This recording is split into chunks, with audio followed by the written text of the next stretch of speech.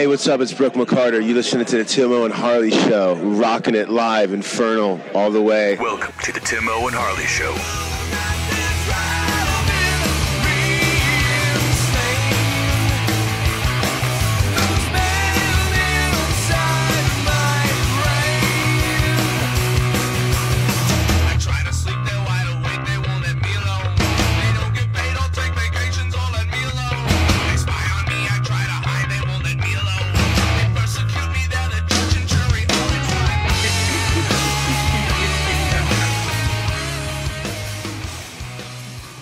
Thank you for listening to Timo and Harley Show. I am Timo. Over there's my pot and mind cry, Mr. Ben Harley. Say hello, Harley. What is happening, people? Ben, house party Harley.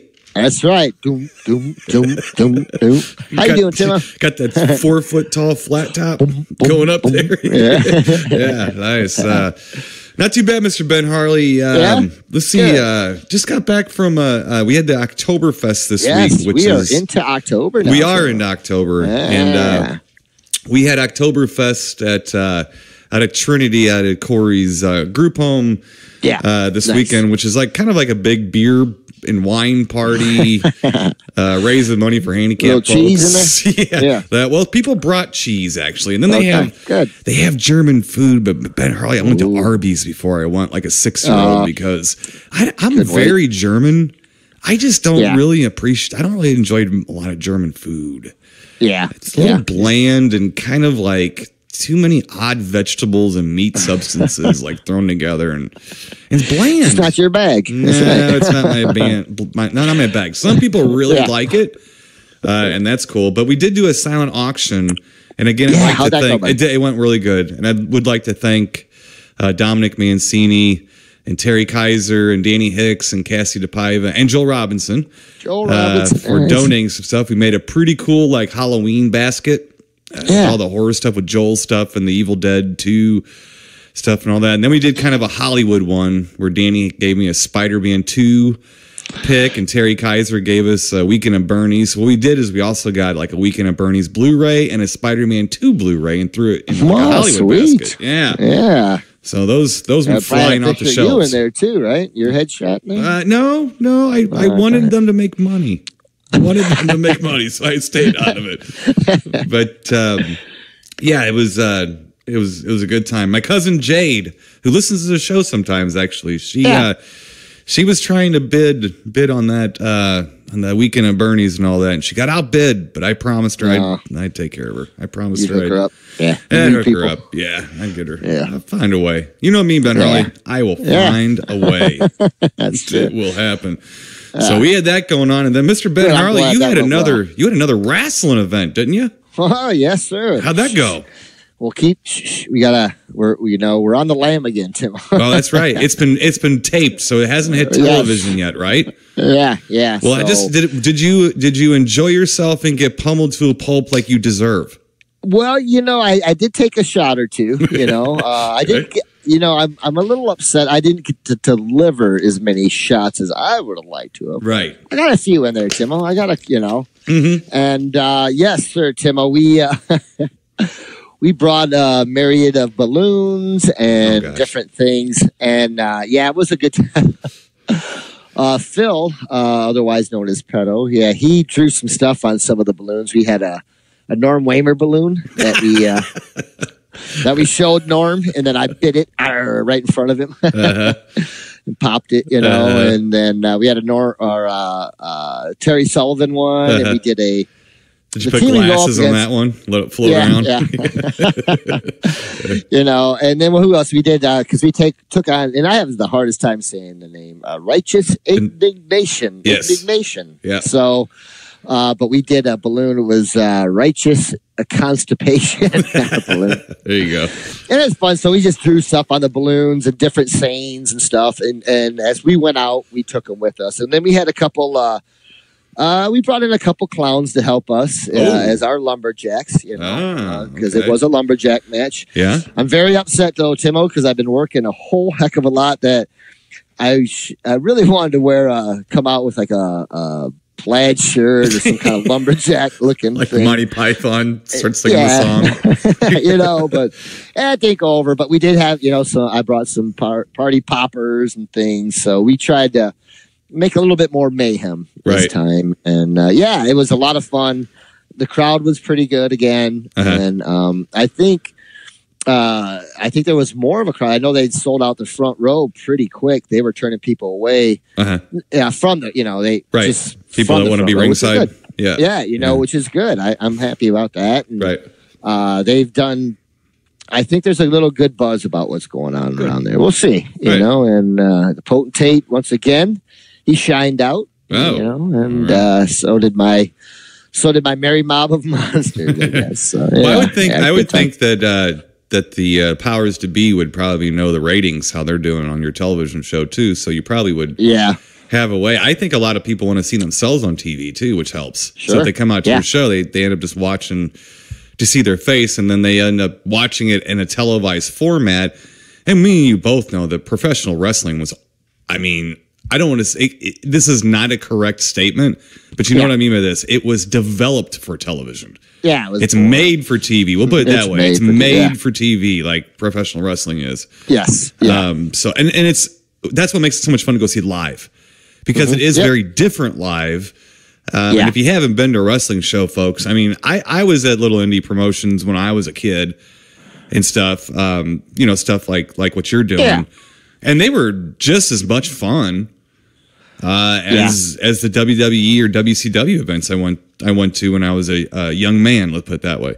They were just different. It was just it was kind of different, but they were a hell of a lot of fun. So that's good. Fun, what's nice about the indies, and I've always liked too, is that it's a little bit more personal. You can be heard a little bit more. It's not so. The WWE, you know, and you know how I am with them. I'm not going to try to kick them too much because they are the, you know, it's the top of the mountain there. There's nothing I can say about that, you know. But a lot of it's really, I don't know. Glitz. It's, and so scripted and so everything. And you're waiting for the guys to come out and everybody's, they're more excited about the entrance almost than they are about the match, you know, and getting their sign out there. You know, it's like, I think the indies are a little bit more fun. I really do. You know, and that's from, and then I'm not just trying to be like that because I'm in there now. No, I enjoyed them as a wrestling fan much more. Well, it's just much more. Right. Yeah. It's just like if you're into music, you don't mind trying out original local bands. Yes, it's the same thing. They might not be Van Halen or whatever, but they're not supposed to be. They're so and so. They're Sasquatch or whatever the bands are around there, or you know your friends and everything. So Yeti Machete. that was it. Yeah. So there's a bunch of they're awful. Yeah, well, greatest name ever. Yeah, but it's definitely fun, and you get. I think it's always neat to kind of watch the wrestlers that close. I was lucky enough that when I would go see WWE or WWF at the time and WCW events, that I was friends with the local radio station guys here. So I got a lot of ringside seats to those big ones. And you know what was funny about it is that it felt about the same as going to the indie promotions because you're close. Yeah. And so it really wasn't much different because 10,000 people behind me, as far as I was concerned, didn't exist. Exactly. So what was the difference? And you're kind of more into what's happening in the ring too. Like you can hear more and see more, and it's like you feel like you're much more involved like that. And I used to really love going to the early WWF and stuff shows, and then the Georgia Wrestling Championship Wrestling was just fun. The early WCW stuff, I just loved it. You know? And one thing that I will say about the independent wrestling and also like some of the minor league sports, which is good, is you never know who you might see, especially like an up and comer. Right. I saw Edge and Christian wrestle together long before they were Edge and Christian. And it was fun because they were from like New Jersey, and I saw them wrestle up outside of Detroit.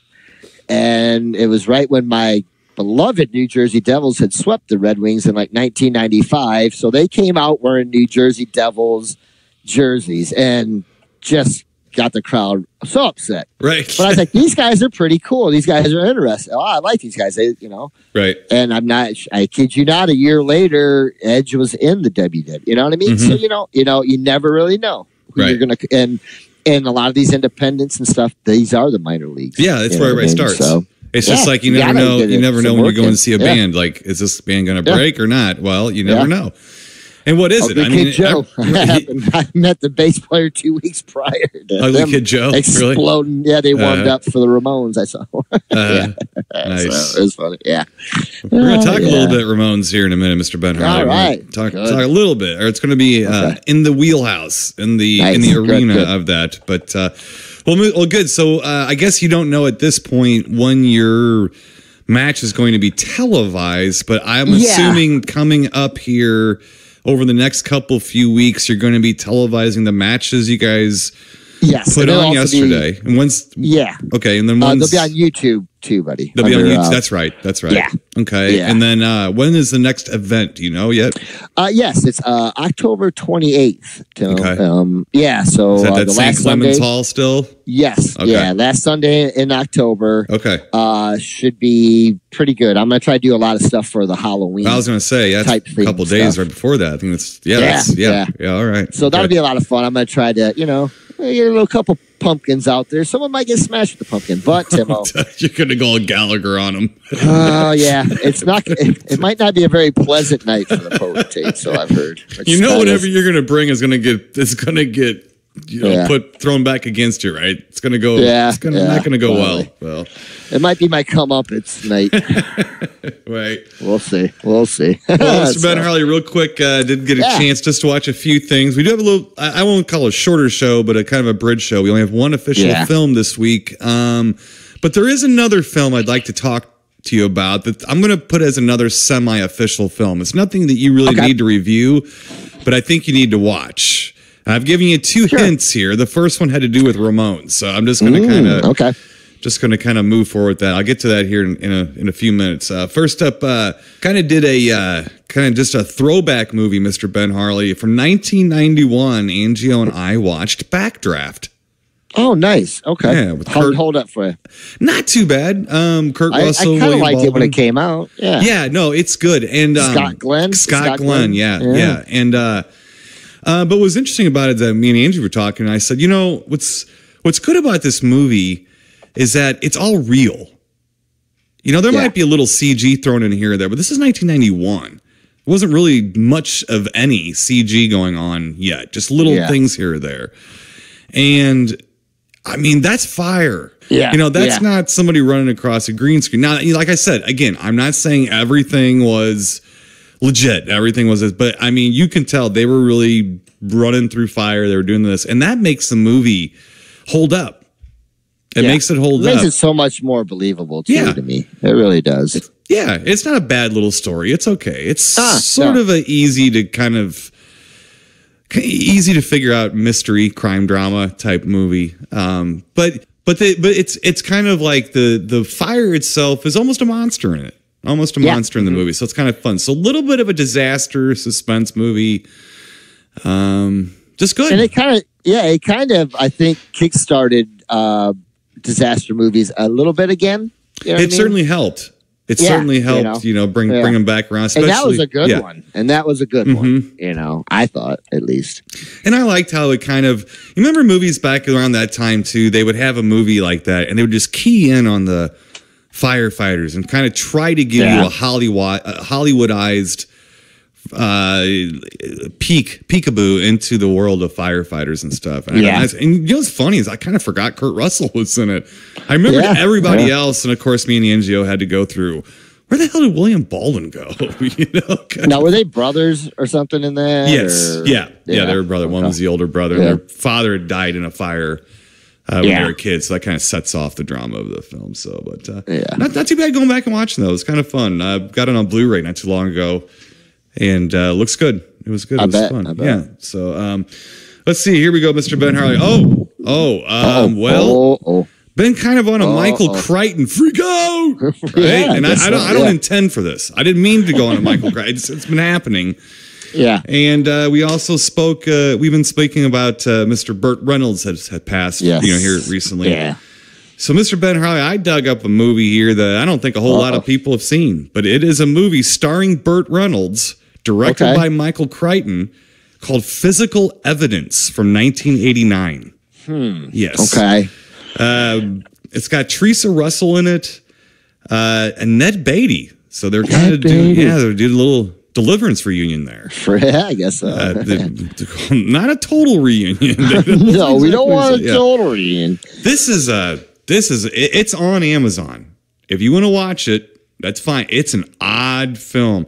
Put it to you this way: it was Michael Crichton's last feature film. Okay. This is right where people were like, "Yeah, I think Bert's done." This might be the last thing he did that he starred in that didn't go direct to video for a while. I remember when I saw it. I saw it on Cinemax, HBO, or something when it came out. So it was 89. I was probably 90 when I saw it. Yeah. I just remember thinking, why is this so terrible?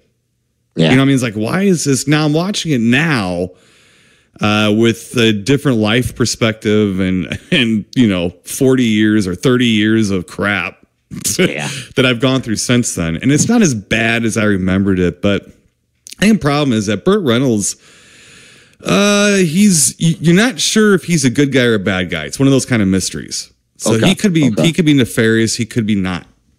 And he plays it pretty good. He's a little understated in the film, and he's actually not too bad in it. But the entire cast, and I mean including Teresa Russell, is just awful. Really? Awful in it. Yeah, and Teresa Russell's Teresa Russell. She looks interestingly pretty, and then she does her thing, and that's about it. And I think Ned Beatty was probably the best thing in this movie, Okay. Which, I mean, that's not surprising to me. He's a great actor. No, he's always good. It just felt like a movie beneath everyone involved. Really? Put it that way. Wow. But it's kind of a curious film to go see because you're like, wait a minute, Michael Crichton directed a movie with Burt Reynolds, Ned Beatty, in 89, and I don't know about it? That is interesting. Yeah. And I remember when it came on cable, I was like, oh, now I know I don't know about it. I was a Ute. I was a kid still. I don't think I was 21 yet when I saw it even so. Anyway, funny. Again, it's called Physical Evidence. Okay. I Amazon vaguely remember it. Right. And this is our second, what I'm calling, not second, but what I'm calling our like semi-official film for this week. And it's not that you watched it or anything. I think you're going to watch it after I talk about it. Yeah. But a friend of mine, old friend, not best friend or nothing, but an old pal, old music pal, put it that way. Okay. I got a lot of friends in Kansas City, Mr. Ben Harley. You know this? Got lots of friends in Kansas City, all right? And one of those guys is Jason Blackmore from Molly Maguire. Ooh, and if you recall, Jason Blackmore was a gentleman that did Records Collecting Dust. Yes, yeah. Well, guess what? On Amazon Prime, as of yesterday in the space-time continuum, Records Collecting Dust 2 part 2 is on Amazon Prime. Nice, okay. For your eyeballs to watch. Nice, good. So good. The last film, he kind of keyed in on the West Coast because I think he lives there now. I believe he lives in like San Diego or something now. Okay. I can't remember. I know he lives on the West Coast. At least that's my sense of things.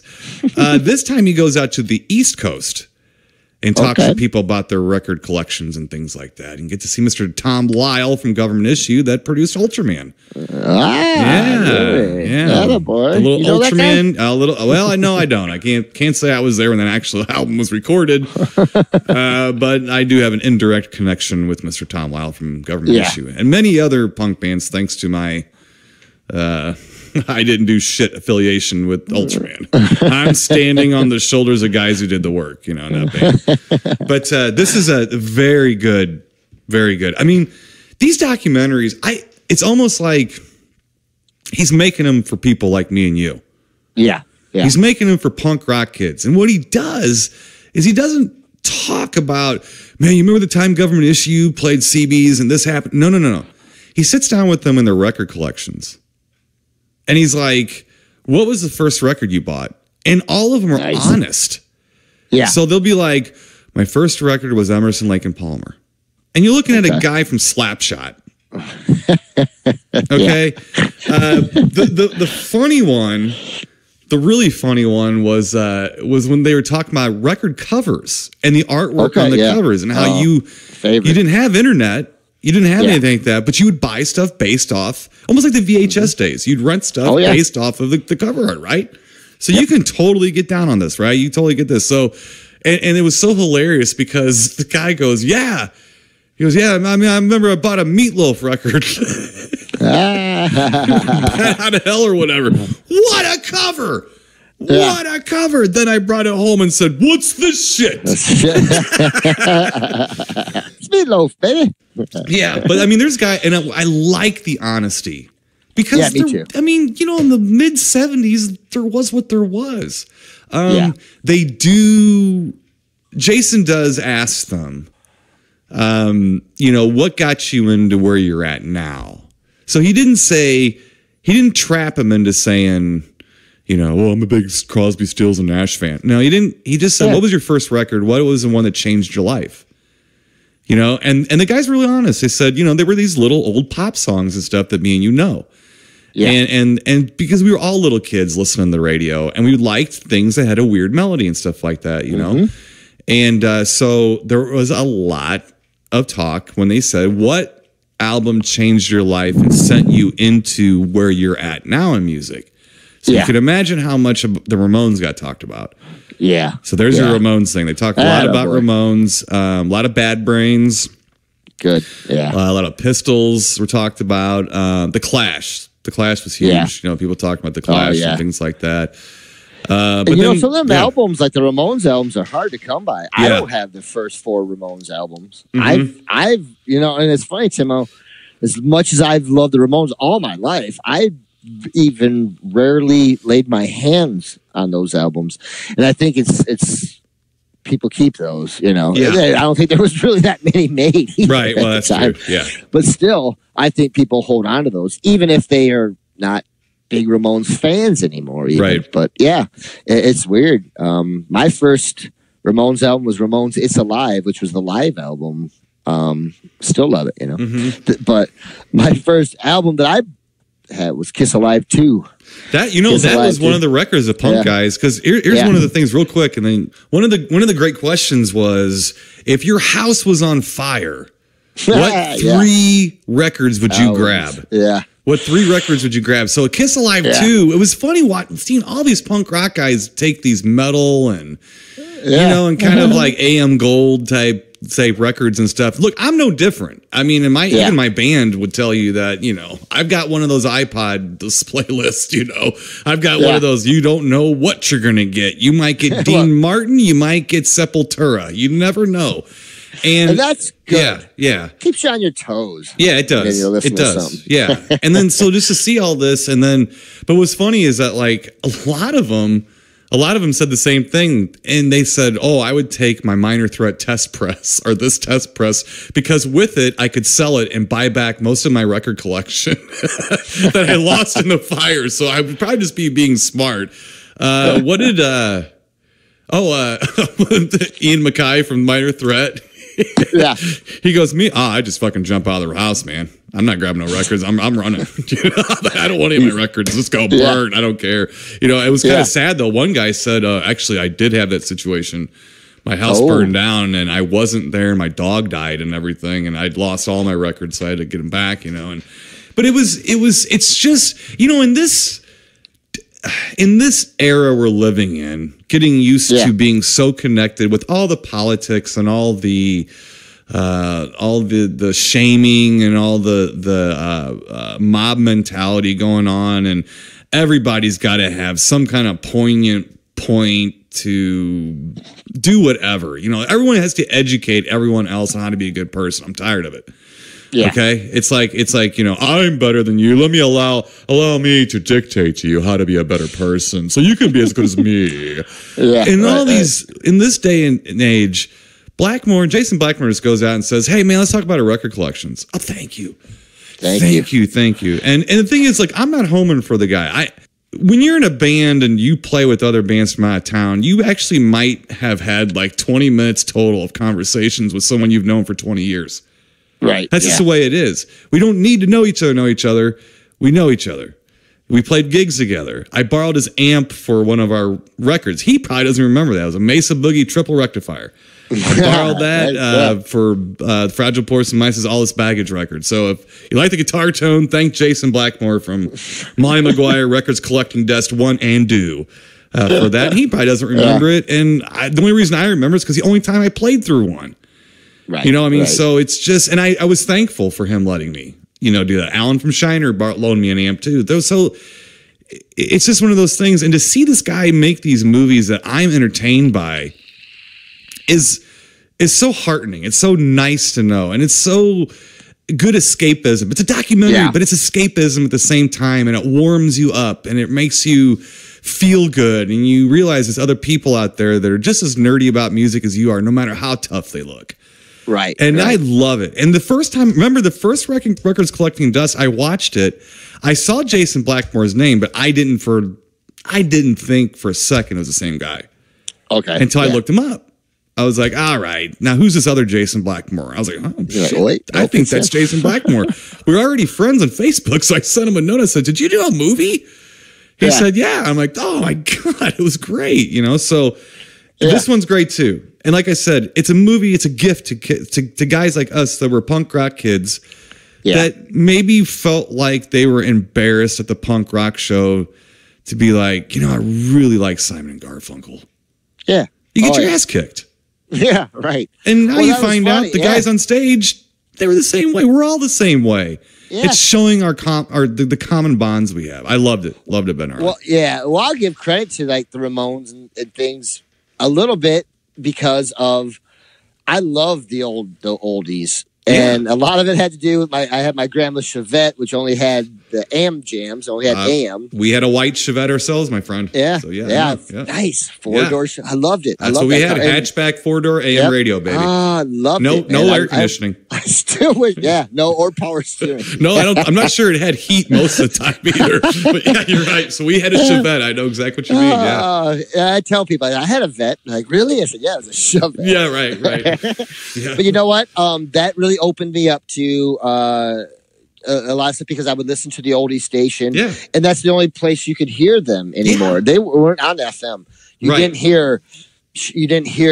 going to hear At the Hop on FM at that time. It just wasn't happening. Right. And I appreciated that stuff, and so it really helped me like those music, that music much more. Right. And the record collection I have right now, some people probably be like, what in the hell? Some of it I do listen to, some I don't. Mm-hmm. But I'm glad I have it. And I would like to listen to some of it more. I really would. But God bless the albums. And Timo, I'm preaching to the choir. We would sit and I would listen to music with my headphones and either dream I was on stage playing or I would just look at the album cover for hours. That's what they talked about too. Art. Yeah. It would influence my art way beyond. And that was what I was going to do when I grew up, Timo. I was going to be a album artist.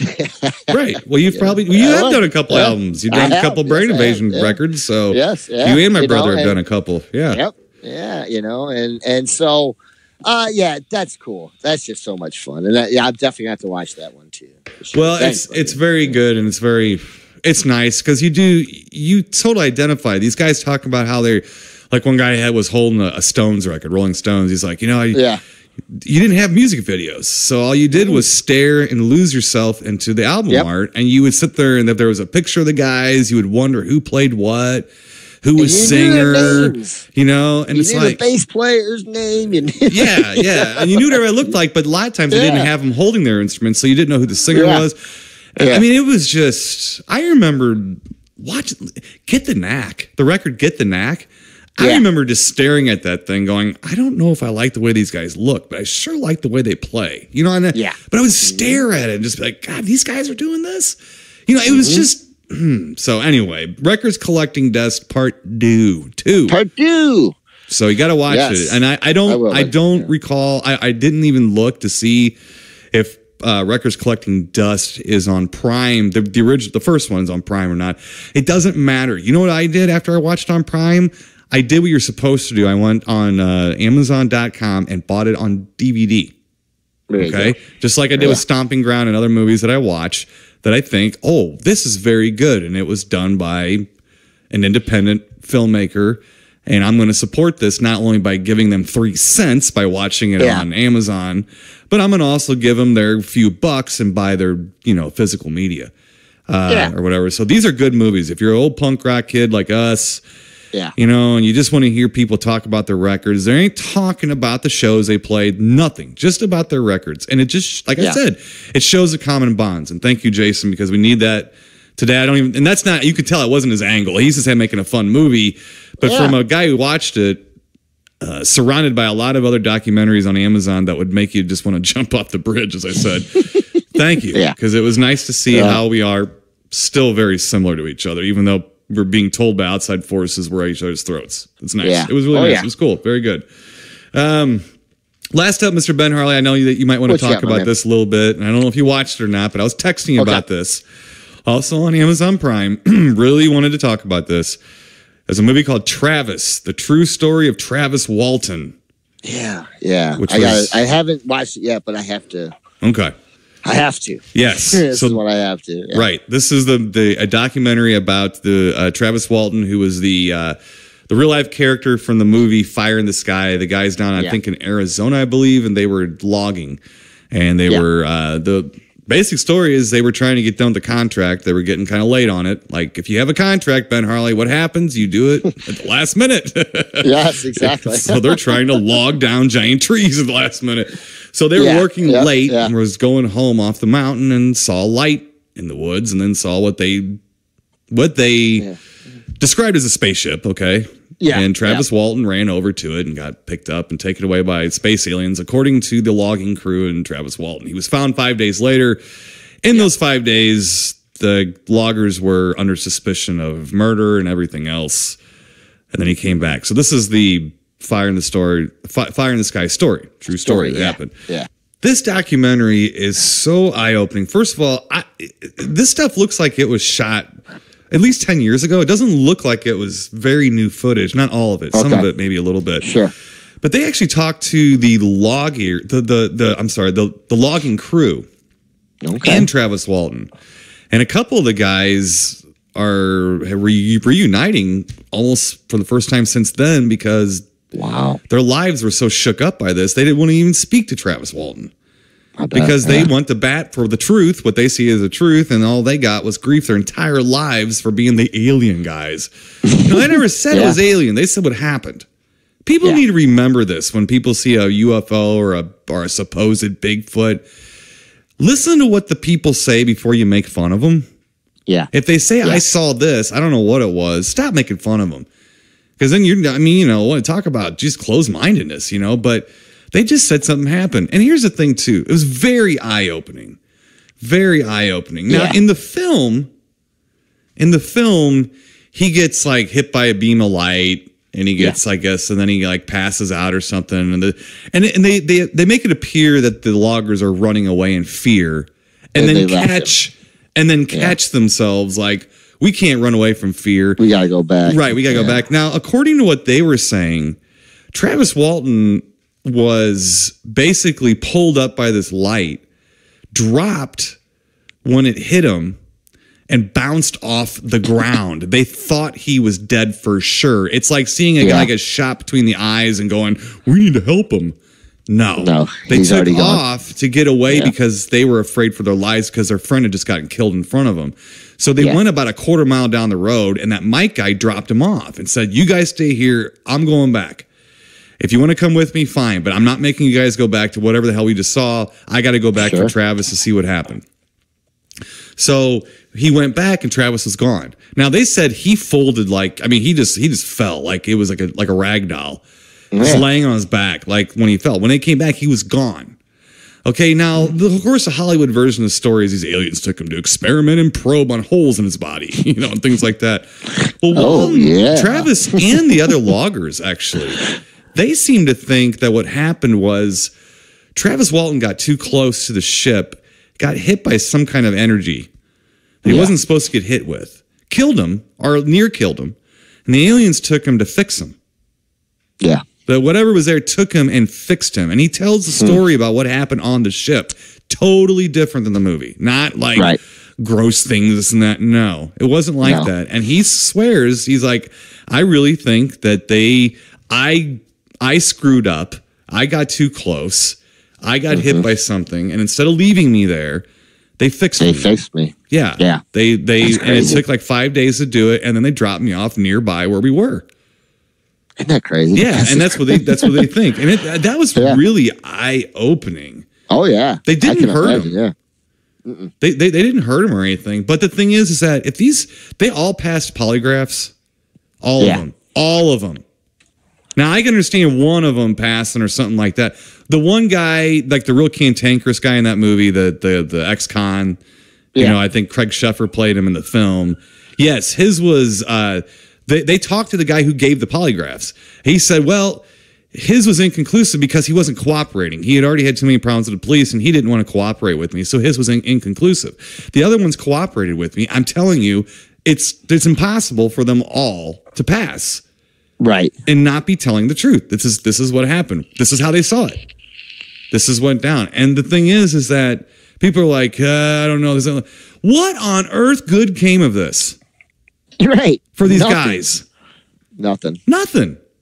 And all the theories about them trying to do it to get their contract, their logging contract, to get out of it or make it right or do something like that. There was a lot of theories that they pulled off this big hoax so that they wouldn't lose their contract or something like, or get paid for something they didn't do or whatever. Okay. Well, everybody in the documentary said nobody knows how logging works. That's wrong. They lost either way. When that happened, they lost. They lost the contract. They lost everything when that happened to them. So for them to lie, there was absolutely no reason for it. No. None. They didn't think there would be a movie made about it. No. They just wanted to find their friend. They didn't know what had happened. And then people started thinking they killed him. What would you do? Oh. Yeah. You know? Like I said, that movie, and I know, I said, I like hearing what you're telling me too, because we all know these stories. You know, they're gonna amp them up for Hollywood. Sure. But that movie really affected me when I watched it. Like I mean, I didn't walk around looking in the sky every day, but I remember going to bed that night thinking, "Holy crap!" I mean, just there's some, for me, things like that are pretty scary. Stuff that you cannot do anything against, as far as or to be helpless against, right. Some of that stuff's pretty, it's just frightening to me. Well, that's what he said. Really is. Yeah. And that's what he said too. He wasn't helpless. He was unconscious a lot of the time, but when he woke up and he actually got up off the table and was threatening the beings, and they ran out of the room. And then they sent in another being that had like a helmet type of thing on, like an air type, but it looked more human. It looked like it was basically human. And then that person said, "Come with me." He didn't say anything. He just motioned to come with me, held his hand, and pulled him into a different room. And then that's basically what had happened. So it looked like a doctor with a cantankerous patient trying to say, hey, come here. But they didn't. He said they didn't. He didn't like it. I mean, he wasn't happy with things that were going on, but they weren't hurting him. Like that's not what they were doing and stuff. So I have seen Walton, and I have seen other documentaries where they do talk about that ending of that film, how it really upset Walton and some of the other people involved in that situation, where it really made it into a horror film. And Walton was like, "That's not what happened. Big time. That's not. It's what happened." Big time. And I still like that movie a lot. I do too. A lot. Yeah. I don't, and it's one of those that I don't really care what people think. I think it's just a good movie all around. Right. But I think there's parts in it, to me, I'll never forget watching, and still shouldn't say some of my favorite stuff in, because I don't know if you want to call it favorites, because some of it's very shocking. Right. But and you and I we were lucky enough, I guess, or we had the chance to meet Travis. Yes, we did. Yep. And I know that for me was the most awkward meeting, I guess, of someone. What do you say? Yeah, we talked about this on the show when we met him. It was like, what do you say? I didn't know what to say to him. Yeah. And he was an awesome, nice, very, and this was at the end of the show when everybody was packing up and there was no one else around, and it was it was a nice time to meet somebody because his guard was down. And I wasn't going over there. Hey, Mr. Weldon, how's the aliens treating you today? No, you know what I mean? Like, I'm not. I went over there and was like, I didn't know what to say at first, and I said and I think I might have even mentioned that to him. I don't know what to say, but like the movie terrified me. I don't know what really happened or what happened to him, but I know your experience was something that I'll never forget.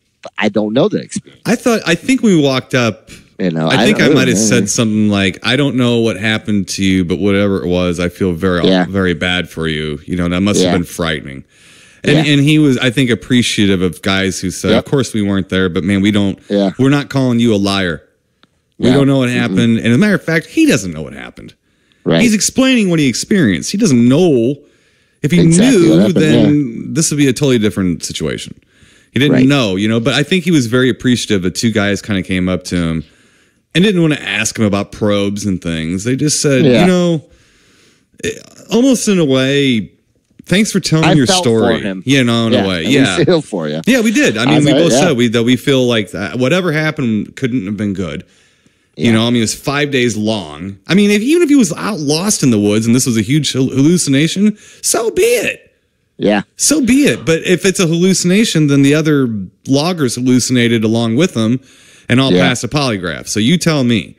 Again, Travis, the true story of Travis Walton. Harley, you need to see it. Maybe why don't you? I'll tell you what. Let's do this. We're going to get into a couple of things you watched here. Sure. And then what we'll do is, if you get a chance to see it, we'll talk a little bit more about it and see what you think, because you always have a little bit of a different point of view on these things, seeing things I don't and stuff like that. So maybe we'll come back to it and kind of talk a little bit. Yeah. What do you got? What have you looked at here since you've been? I know you've been busy. You've been busy. Yeah. I've been looking at a lot of T-shirts going down an oven, and but no, I've got to look at a few things. I forgot to mention last week, Timo. Sydney and I've really been enjoying this. Her and I have been watching a lot of things together, and I'm probably not going to be watching Fire in the Sky with her right now. Don't do that. But, no. Yeah. I want to, aliens are cute and funny right now to her. I don't want, But we did get a chance to watch Ghostbusters 1 and 2. Oh, okay. All right, good. Yeah, and I thought this was something that she would like. Now, she is 3.5, so her attention span might be better than mine, but it's still pretty low. So, Wait, what did I just say? No. But, so I've been I think I've talked to this with you a little bit. I've been I fast forward to things, a little more action stuff. But she really, the other day, I did put it on. I told Wendy, I was like, if you need to get a shower, let me put Ghostbusters on for her. She'll, and she's like, wow, she watched that entire, I don't know how much time was left. And I said, well, we'd watched the first, half hour. I was like, but there was quite a bit of time left. And she watched the whole thing and really enjoyed it. So the other night I put on Ghostbusters 2 so her and I could watch, that together. Now, I do like Ghostbusters 2. I don't think it's held up quite as good as the first one. And maybe it's because of the CGI is just not that good. It's just not. But it is what it is. But I do enjoy both of those movies. I love Bill Murray. I love him. I do. The guy's funny, and some of the stupid stuff that he says, maybe it's just him. He's just the way he delivers it. I don't know. Right. So I think he holds together part 2 a lot. And I like Vigo and the little creepy, what's his name? The little creepy guy that Sigourney Weaver works for. That's Peter McNichol. Yeah, Peter McNichol. Yeah, he's funny. He's just a little goober. Yeah, he's a little goober. He's a good actor. So, we did enjoy. And she watched all of it with me. We watched the whole thing from start to finish, and so that's a long movie too. So it's a long movie. Yeah, so a lot of fun watching Ghostbusters. Good. So good. All right, this is not much horror, Timo, but we did watch Benji the dog. No, if I had $1 for every time I was called Benji the dog when I was a kid or blah, blah, But I do like Benji the dog. It's a great movie. It's a great movie. It's got good soundtrack, great actors in it. And you could tell because Petticoat Junction had, I don't know if it was Benji the dog's it was in it or part of his family or his father. But basically, Joe, oh my God, the guy that does Joe Camp is it? I think maybe that did all the stunts and everything or train the dogs. Oh God, I don't remember. He's the one that went on to do the Benji the Dog films and things like that. So it's almost like these people, like these older actors, like Aunt Bee's in it and Uncle Joe from Petticoat Junction's in it and things like that. And they also have Nick Barkley from, of course, Big Valley's in it. So it's like Barkley, that damn Barkley. Oh, I get it now, Tim. But like it's funny because it's like a lot of these actors or actresses or back then are character actors. Yeah. It looks like they came together for him for this film, So watching it now as I've gotten older, I appreciate it maybe too a little bit more because of that, and it's good. And there's some good drama in it, Timo. There's some kidnapping, there's some extortion. Yeah, it's kind of a little family, light-hearted crime drama. Until the end. Yeah, there's a couple things at the end, like that dog gets kicked across the room, and I remember as a kid that affected me big time. I thought I was shocked as a kid. You know what I'm saying? Right. But it was fun that we at least we've been watching a few things together. So I will report back on some more. Maybe a little more spookier stuff than Benji the Dog. I haven't seen Benji, I don't think, since the 70s or early 80s. Oh, it's a good movie. I haven't seen it. It's a good movie. Yeah. The first one's really good. Now, kicking a dog across the room is pretty shocking. So I will say we've watched some horror movies that had less shock than that. So. I can handle Serbian film, but get Benji out of my house. Forget it. It's going to make you cry. It's going to make you cry and shock you. Right. And it might be a better love story than the Titanic. It might be. Oh, that's not a tough one, though. What else you got? Is that it? Suicide Squad, Timo. I went back and watched Suicide Squad the other day. It's funny. I watched about half of it, and I had to work on a Saturday, and my one friend came in and was just hanging out, and I was getting ready to watch it again or finish watching. He's like, I've never seen this. I'm like, okay. Well, I started from the beginning again for him, and he seemed to really enjoy it a lot. I think I enjoyed it going back, watching it with him, maybe a little bit more than I was enjoying it the other day. It's not a bad movie. Who are you watching really with? Isn't. A buddy of mine, his name's Tom Beach. A good friend of mine. Yeah, now, movies like that are made a little bit more for guys like Tom. Now, Tom, he's a big Three Stooges fan. I think I've mentioned to you before about him. And you being such a big Stooges fan as well, you know. But he likes that type of stuff. And I think there's a little bit more humor in Suicide Squad for guys like Tom and stuff like that. You know me, I'm more hardcore on my comic book stuff. He's not. He wants to see explosions and chicks in suits and hard chicks, and muscle stuff dudes like punching that. each other out. Yeah, right. So I guess I did enjoy it watching it maybe more the second time than I did the first time when I did see it in the theater or whatever. It's hard. It wasn't very memorable to me. I can't. I didn't not like it. Like I thought it was fine. It reminds me of a Marvel movie. Yeah, it does. Yeah, really you know what? It does. It does. You're right. Yeah. And I'm not trying to be a jerk, though I am. It's got a great soundtrack too. It does. It has a great soundtrack. Marvel movies do have good soundtracks, though. They do. They usually do. Yeah. So, okay, it's okay. Sure. But I did enjoy kind of going back and watching it.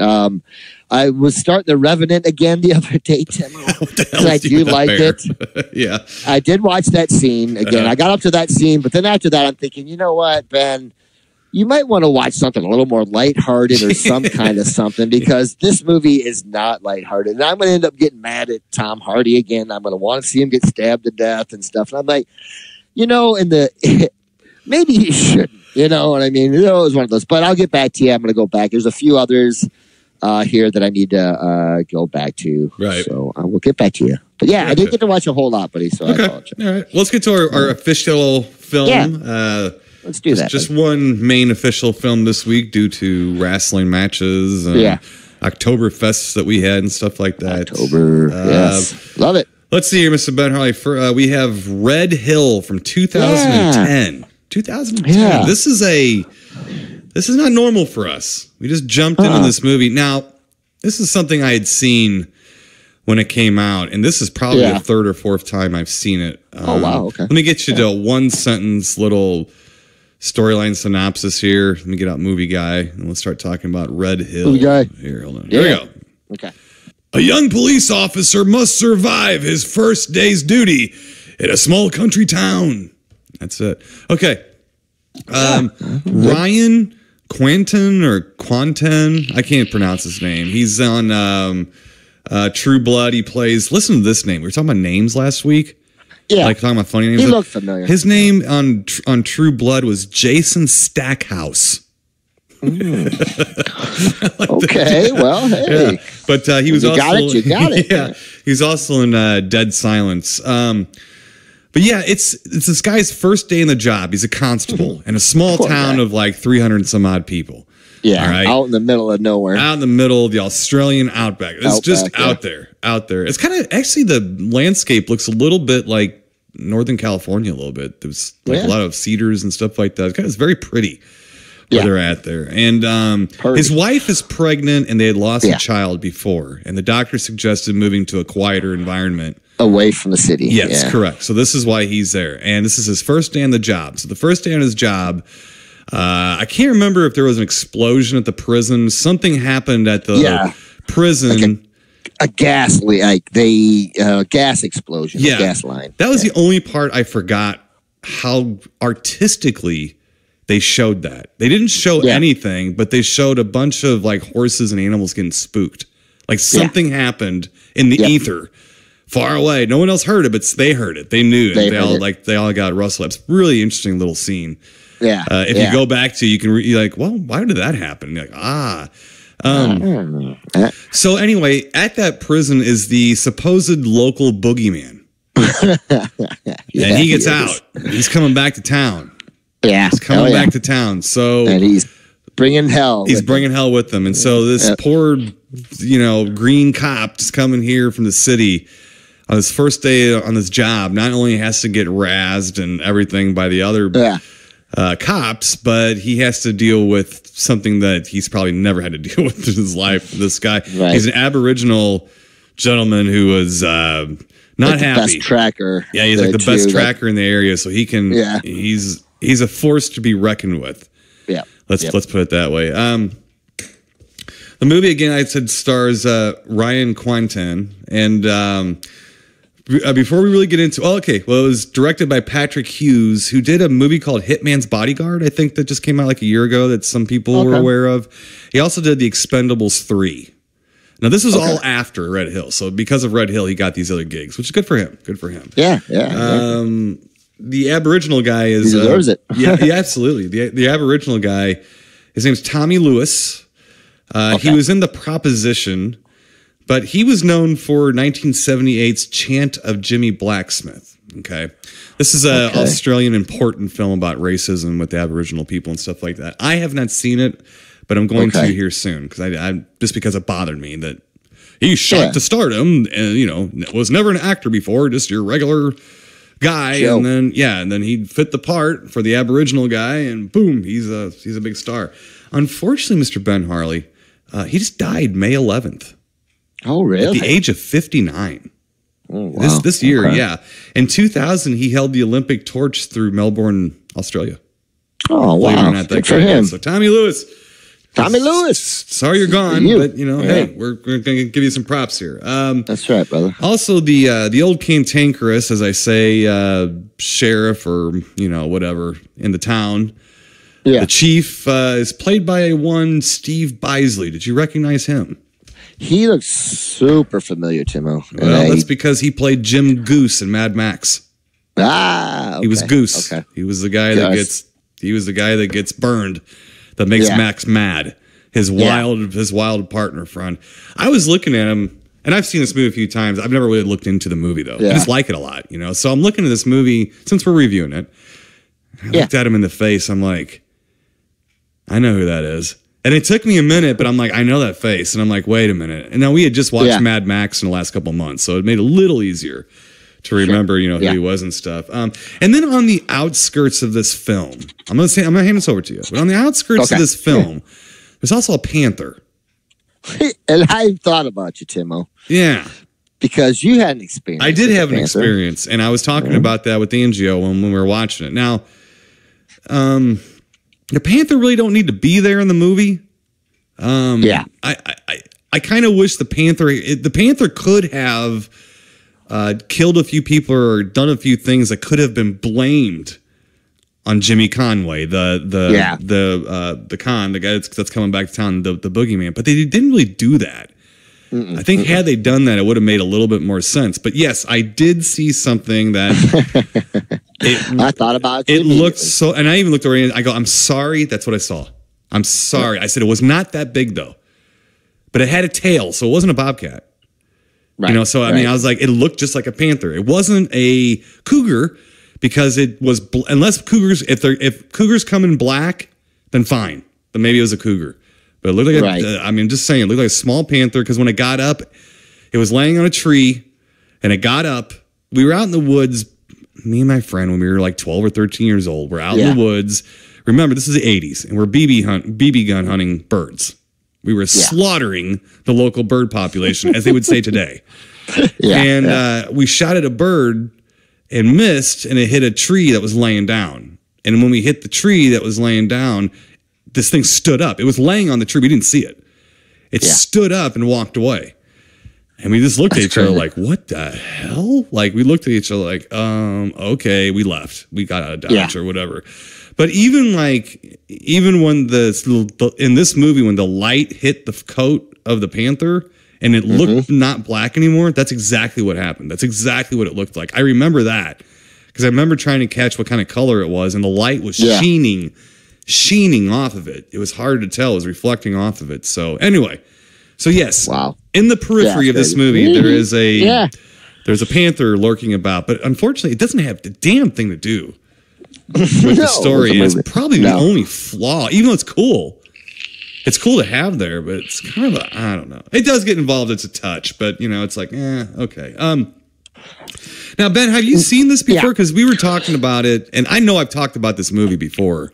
Yeah. Well, it's funny is I saw this somewhere, or at least I'd say a quarter or more of this movie somewhere, because when Jimmy appears, when he finally comes to town, he appears. He kidnaps an older couple. Yes. When he steps out from the car, he carjacks him and makes him drive him, and he's hiding in the car. Yeah. And when you see him for the first time, I'm like, I know that guy. I'm like, wait a second, like pump the brakes. Like because his face is burned from the yeah, and it's unmistakable, right? You know what I mean? So, but I was like, I'm thinking, no, we haven't reviewed this. So, anyways, I'm watching for a little bit longer, but there is a big stretch of this movie that I did remember, and then I don't remember, and then the ending I remember. So I don't know if I must have been flipping through channels and going back and forth between this movie and something else. That's the only thing I can think. I think it might have streamed on Netflix when it came out. Yeah. I think that's where I saw it the first time, and then I got it on Blu-ray. Another one that I got, that I watched. Because I do remember, not a big chunk of this movie, but I do, there are a lot, some really good parts. Yeah. But, Timo, with all that being said, you explained this movie to me, and I'd heard of it, and I know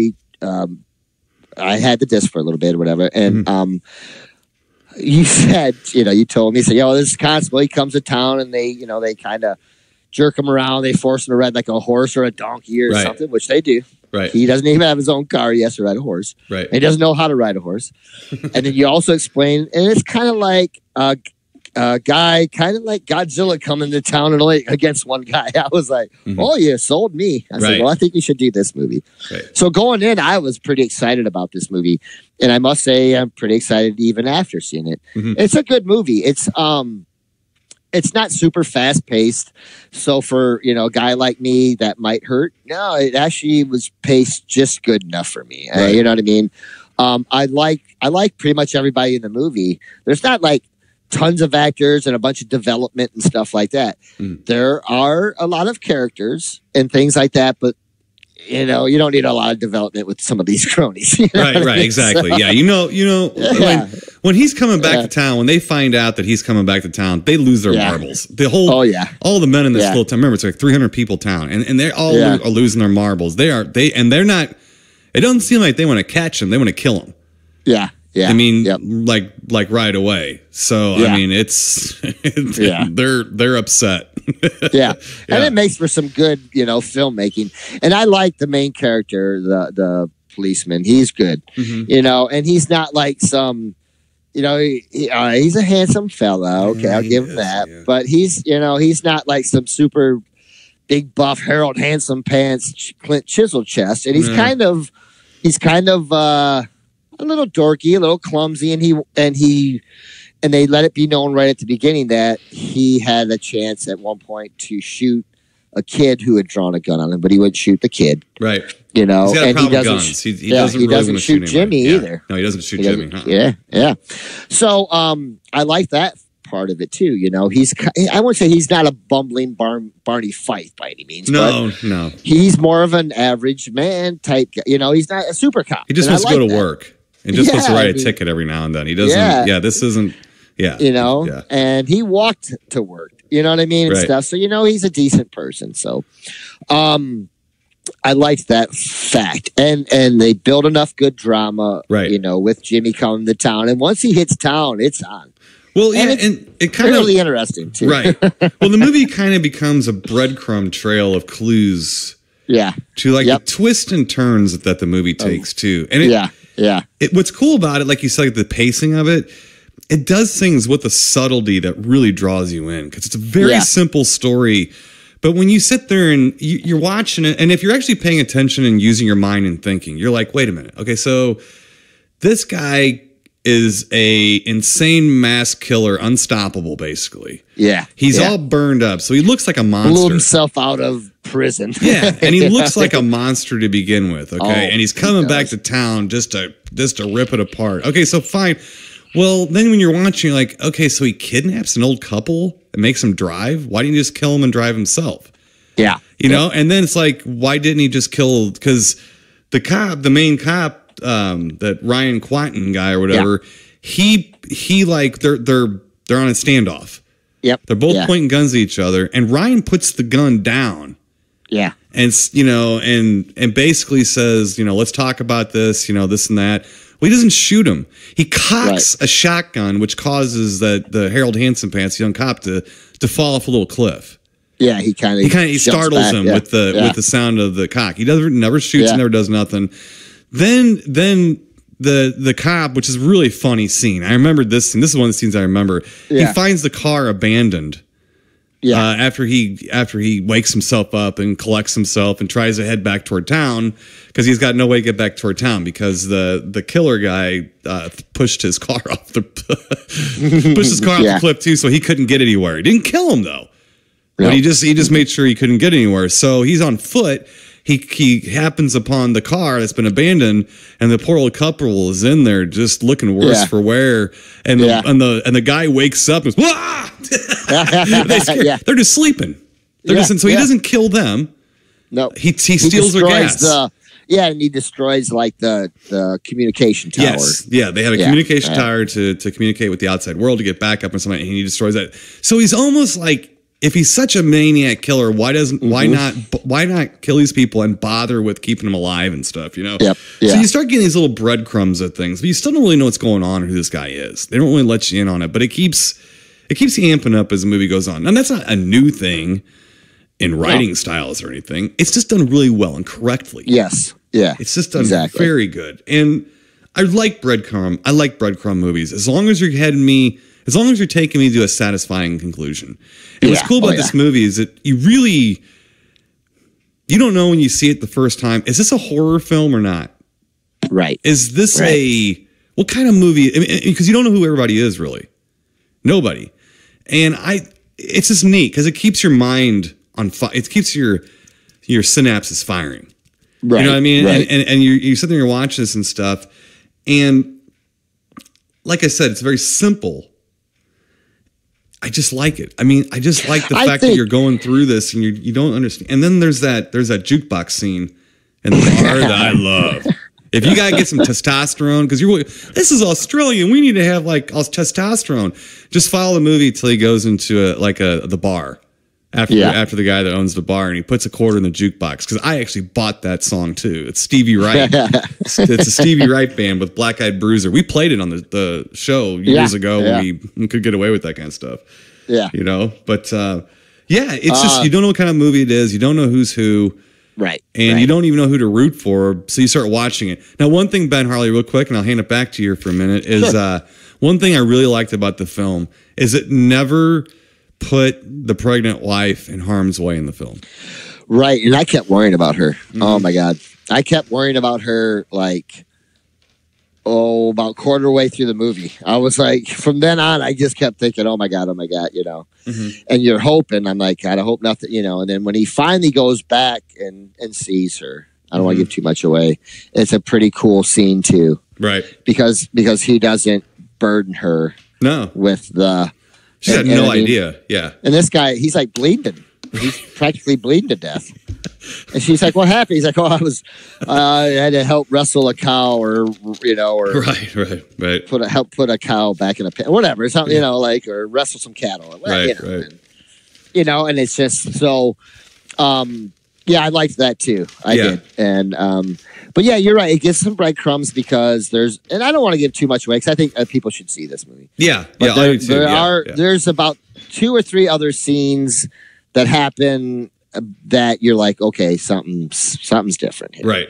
And I remember seeing those scenes, watching them previously. Right. Tim, I like this movie. The ending is also really good. Yeah. And sort of touching. Mm-hmm. I mean, in a way. And there's something at the end that I don't want to give away, but I was like, wow. And it was perfect the way they did it because it only happened once in the whole film. Mm-hmm. And it was the last thing that kind of happened with Jimmy. Yes. So I thought that was cool. You know what I mean? And it I don't want to give it away. I can't. But no, I know. I know exactly what you're saying. No need to. Yeah. I mean, there's no need to. So, it's just, he's a very, and that's what the thing is that the movie, he is like almost like a Michael Myers with a shotgun. Yeah, doesn't say a word. He doesn't with kind of a little Clint Eastwood coming back after you. Yes, thing. But he acts with his eyes. Yeah, all the acting is done with his eyes. He doesn't say a word the whole time, and that's what's kind of cool too. And that it's just such a direct film, just a direct story. He has something he wants to do. He's going to do, and damn it, he's going to do it. And he got out of prison. This is what he's been waiting for, just like Michael Myers. Yeah, exactly. He's been waiting for this. He's coming back, but bid his time. Yes, right. But this kind of find a way out.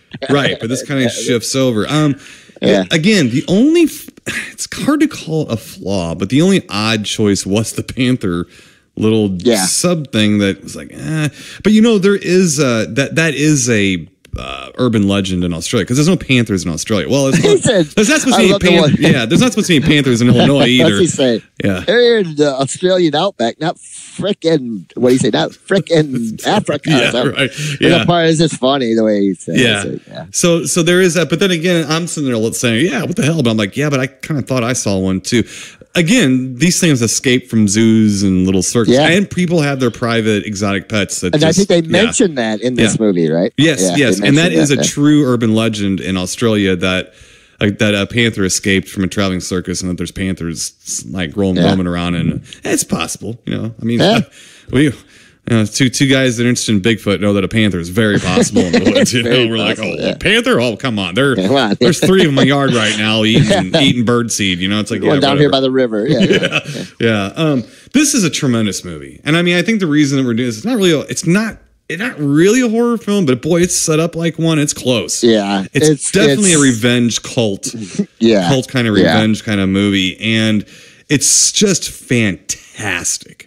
It's got some grindhouse feel to it. Maybe Tim a little. Yeah. Well, and some of the murders and stuff are very matter of fact.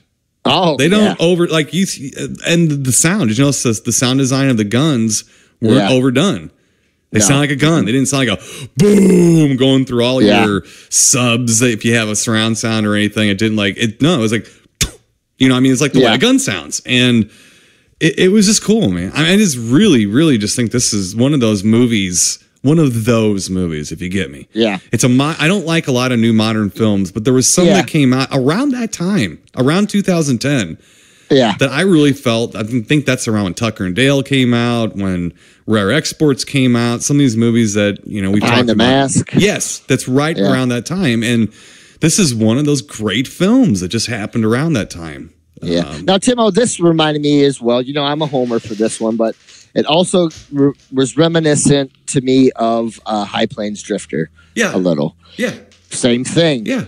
These guys are coming back to town. They're looking for revenge, and the town's petrified. Yeah, it's totally a modern Western. And you're shoot up shit creek when they hit the outskirts of town. It's look out. Right. So and I like that about it because you know how much I love that movie and how much I love the twist of that movie at the end. This isn't quite like that, but almost has a twist, a good twist. And it's satisfying. Right. You know. So yeah, it is. Yeah, I enjoyed it. I enjoyed it. It was different. And a good different, but yeah, this is definitely one that people should check out. Yeah, find this movie. I don't know. I don't know if it's like streaming on any of the platforms or anything, but just look for it. It's called Red Hill. Yeah. If you haven't seen it, really watch this movie. And it wasn't real long. No, it's not real long. It's like an hour and 35 minutes or something like that. So it's not bad. Yeah. But it don't feel like it. You kind of don't really want it to end. It's one of those movies where it's kind of cool. You're enjoying watching it, and then it's like, but that's good. Yeah. That's a good. I mean, I watch Goodfellas like that. It's like 9 hours long. I'm like, don't stop, I'm having fun. But, come on. Yeah, but it's very good. Very enjoyable, highly entertaining. And the Panther thing I'm talking about, it's probably the only flaw I see in it. But it's not a flaw. It's just kind of odd. You could edit it all out. Australian. It is Australian. You're right. So but it is odd. It's a little different, but it doesn't harm the story either. And they don't dwell on it to the point where it just kind of sticks out a little bit. It's like a pimple. A little bit. Yeah. Not a bad pimple. I like Panthers. I like that kind of stuff, and it kills some cattle and things like that. Or was it Jimmy? So that, but they needed to get on that. I think if they could have had like one murder, but maybe that made it too complicated and convoluted. If they had like the Panther attack a guy out in the farm field or something like that, and they blamed it on Jimmy, then, but then again, I'm loving this movie. Maybe they did shoot that. Yeah. Maybe they did. It just didn't work, so, but it doesn't really take away from all. Ben, this is a big Great Ape Up for me. It's pretty close to Rafters. It's tickling them if it's not up in them, so very, very good movie. Yeah, me too. I'm going to give a definite a giant Great Ape Up. Mm-hmm. It's a good one. It's memorable, and it's something that I would recommend. And I'll go back and watch again. Yeah. So that definitely makes, that's a good quality for me. Well, and me too. It's not that I don't go back and watch movies over and over again because I do. Yeah. I give them a lot of space in between, but I do watch movies multiple times. But Ben Harley, I have a hard time with anything made after the 80s, really. Yeah. The early 80s to mid 80s. I mean, anything after that, it's hard for me because something happened. I wasn't getting into it anymore. And when I find a movie that's made after that, from the 90s through now, I'm just tickled. And I think this is a fantastic film that should be seen really by all. There's really is there really anything that's very objectionable besides the violence in it? No. It's mostly gun violence. I mean, it's I'm saying there's gun violence is innocuous. I'm not saying that, but I'm saying it isn't like people ripping each other to shreds and stuff like that. It's a typical. Right. You're going to get the same thing out of a Bronson movie, as far as like getting shot and stuff like that. So it's really almost anybody could see it and watch it and be okay with what they're seeing. But it's a powerful film. Huge Great Ape Up. Another huge Great Ape Up from Mr. Ben Harley for Red Hill.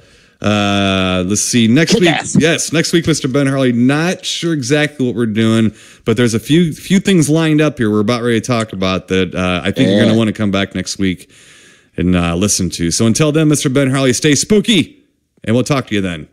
Keep it creepy, people. You've been listening to the Timo and Harley Show, brought to you by ScreenPrintingFactory.com, your affordable one-stop solution to all your screen printing needs.